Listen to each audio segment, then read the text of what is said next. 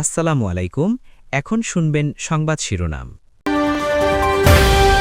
ইরানে প্রথমবারের মতো দূরপাল্লার প্রিসিশন স্ট্রাইক মিসাইল হামলা যুক্তরাষ্ট্রের গুড়িয়ে দেওয়া হয়েছে নিরাপত্তা বিভাগের বেশ কয়েকটি শাখার কার্যালয়। মার্কিন অবস্থান এবং ইসরায়েলি ভূখণ্ডে হামলার পরিধি আরও বাড়িয়েছে ইরান। ডোনাল্ড ট্রাম্পকে লেবাননে একাধারে স্থল ও আকাশপথে চলছে ইসরায়েলের অভিযান। দক্ষিণাঞ্চলে আরও বড় হামলার পরিকল্পনা, বাসিন্দাদের সরে যাওয়ার নির্দেশ।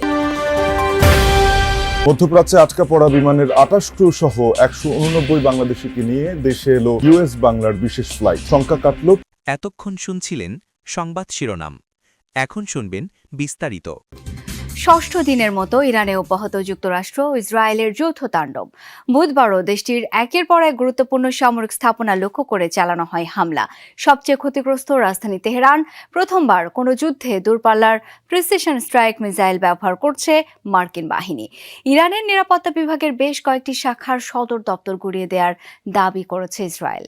হামলা হচ্ছে বিভিন্ন বেসামরিক স্থাপনাতে। তেহরানের বাইরে ইরানের আরও অভ্যন্তরের বিভিন্ন স্থাপনা লক্ষ্য করে যুক্তরাষ্ট্রের দূরপাল্লার প্রিসিশন স্ট্রাইক মিসাইল হামলা। ওয়াশিংটনের দাবি, লকহিড মার্টিনের তৈরি এই ক্ষেপণাস্ত্রটি এবারই প্রথম কোনো যুদ্ধে ব্যবহার করা হচ্ছে। সময়ের সাথে পাল্লা দিয়ে ইরান জুড়ে হামলার পরিধি বাড়াচ্ছে ইসরায়েল ও যুক্তরাষ্ট্র। ইরানের সামরিক অবকাঠামোর পাশাপাশি দেশ দুটির তাণ্ডবের শিকার হচ্ছে অনেক বেসামরিক স্থাপনা। পিট হেগসেথ কয়েকদিনের মধ্যেই ইরানের আকাশসীমার পূর্ণ নিয়ন্ত্রণ নেয়ার ঘোষণা দেওয়ার পর হামলার মাত্রা বাড়িয়েছে মার্কিন বাহিনী। হামলায় ব্যবহার করছে নতুন নতুন সমরাস্ত্র। ইরানের ২০টির বেশি যুদ্ধজাহাজ ডুবিয়ে দেওয়ার দাবি করেছে ওয়াশিংটন। যুদ্ধে যৌথ বাহিনী শক্তিশালী অবস্থানে রয়েছে বলে দাবি ট্রাম্প। যুদ্ধের ফ্রন্টে খুব ভালো করছি আমরা। আমাকে যদি জিজ্ঞেস করা হয় ১০-এর মধ্যে কত দেব, আমি বলবো ১৫। বিশ্বের সবচেয়ে শক্তিশালী সামরিক বাহিনী আছে আমাদের। ৪৭ বছর ধরে তারা আমাদের মানুষকে ও সারা বিশ্বের মানুষকে হত্যা করছে, কিন্তু ইরানের বিরুদ্ধে আমরা খুব শক্ত অবস্থানে আছি এখন। বুধবার পশ্চিম আজারবাইজান প্রদেশে আবারও একটি গার্লস স্কুলে হামলা চালিয়েছে যৌথ বাহিনী। ইসরায়েলের সামরিক বাহিনী আইডিএফ এর দাবি, ইরানের নিরাপত্তা বিভাগের বেশ কয়েকটি শাখার সদর দফতর গুড়িয়ে দিয়েছে তারা। রেভলিউশনারি গার্ড, বাসিস ফোর্স, কুদস ফোর্স ও পুলিশের বেশ কয়েকটি ইউনিটের কার্যালয় ধ্বংস করা হয়েছে। হামলার শিকার সাইবার কমান্ড সেন্টারও। কুর্দি অধ্যুষিত বানেহ এলাকায়ও সামরিক ঘাঁটিতে মিসাইল ছুড়েছে যৌথ বাহিনী। এছাড়া মঙ্গলবার এরিয়াল ফাইটে ইরানের একটি ইয়াক-130 যুদ্ধবিমান ধ্বংসের দাবি করেছে ইসরায়েল। দেশটির দাবি, তাদের F-35 ফাইটার জেট ব্যবহার করে যুদ্ধবিমান ভূপাতিতে আলোচনার নামে বিশ্বাসঘাতকতা করেছেন ডোনাল্ড ট্রাম্প। তাই শত্রুদের বিরুদ্ধে শেষ পর্যন্ত লড়াই অব্যাহত থাকবে, এমন হুঁশিয়ারি দিয়েছেন ইরানের পররাষ্ট্রমন্ত্রী আব্বাস আরাকচি। বৃহস্পতিবার রাতে মিসাইল হামলার পরিধি আরও বাড়িয়েছে IRGC। ইসরায়েলের পাশাপাশি কুয়েত, কাতার এবং সৌদি ভূখণ্ডে চালানো হয় হামলা। প্রাণহানির শঙ্কায় কাতারে মার্কিন দূতাবাস এবং আশপাশের এলাকা থেকে কূটনৈতিক আলোচনার নামে বিশ্বাসঘাতকতা করেছেন ডোনাল্ড ট্রাম্প।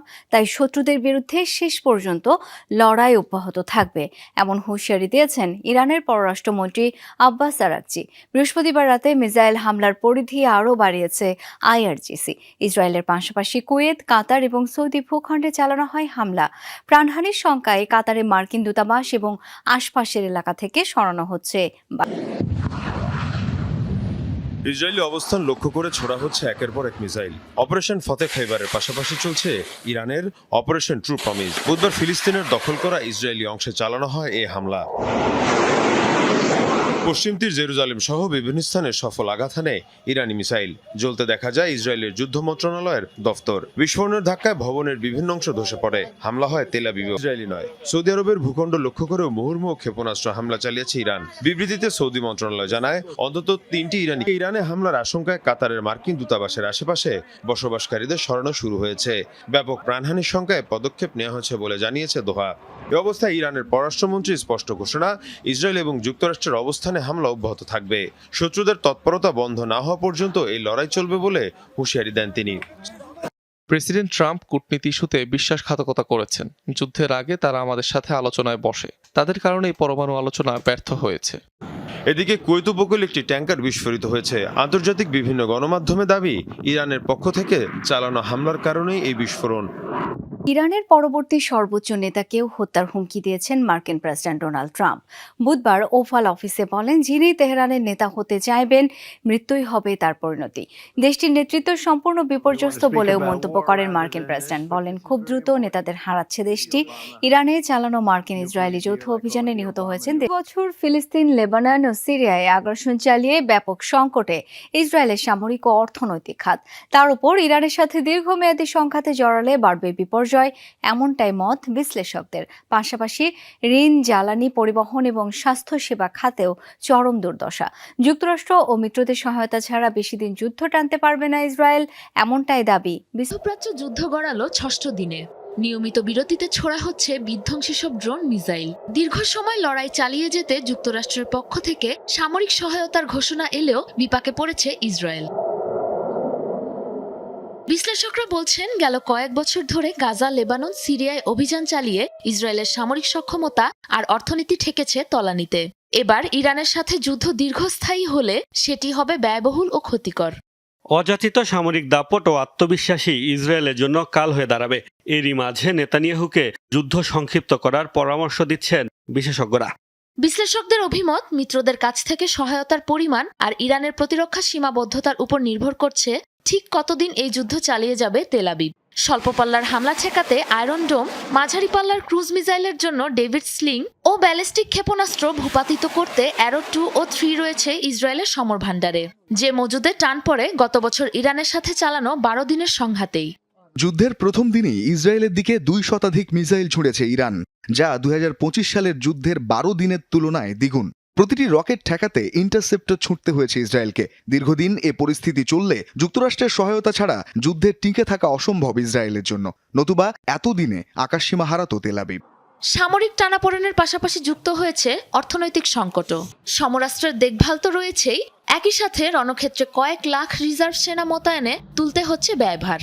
2024 সালে লেবানন ও গাজায় চালানো যুদ্ধে প্রায় 31 মধ্যপ্রাচ্যে যুদ্ধে আটকে পড়া বিমান বাংলাদেশ এয়ারলাইন্সের 28 ক্রু সহ 189 বাংলাদেশিকে নিয়ে ইউএস বাংলার বিশেষ ফ্লাইটটি ঢাকায়। সকালে সংযুক্ত আরব আমিরাত থেকে আসা বাংলাদেশিরা ঢাকার হযরত শাহজালাল আন্তর্জাতিক বিমানবন্দরে অবতরণ করে। মধ্যপ্রাচ্যে চলমান সংঘাতে ফ্লাইট স্থগিত হওয়ায় সংযুক্ত আরব আমিরাতের দুবাইয়ে আটকে পড়েন তারা। গ্রহণ করতে বিমানবন্দরে অপেক্ষা করছেন ফেরত আসা ব্যক্তিদের পরিবার ও স্বজন। হঠাৎই যুদ্ধের পরিস্থিতিতে তৈরি হওয়ায় স্বজনরা উদ্বিগ্ন ছিলেন। মিসাইল হামলার খবর জানাচ্ছিলেন তাদের স্বজনরা। এতে পরিবার ও পরিজনরা আতঙ্কিত হয়ে পড়েন। ইউএস বাংলা এয়ারলাইন্সের এই ফ্লাইটের কথা জানতে পেরে গভীর রাতে অনেকে বিমানবন্দরে চলে আসেন। এখানেই করেন সাহারিন। বিমান অবতরণের খবরে সবাই সন্তুষ্ট, প্রিয়জনকে নিরাপদে ফেরত পাচ্ছেন, এটাই তাদের বড় স্বস্তি। আমার আব্বুরা সেফলি ওখানে উঠতে পেরেছে এবং এখানে শুনছি নাকি ল্যান্ডও করে ফেলেছে। ওনার জন্যই দাঁড়িয়ে আছে এখানে সেহরি করছে, এখানে সেহরি করার পর এখানে ওনার জন্য অপেক্ষা করছে। আমার আব্বু এসে তাই আমার মনটা খুশি লাগছে। অনেক টেনশনে ছিলাম।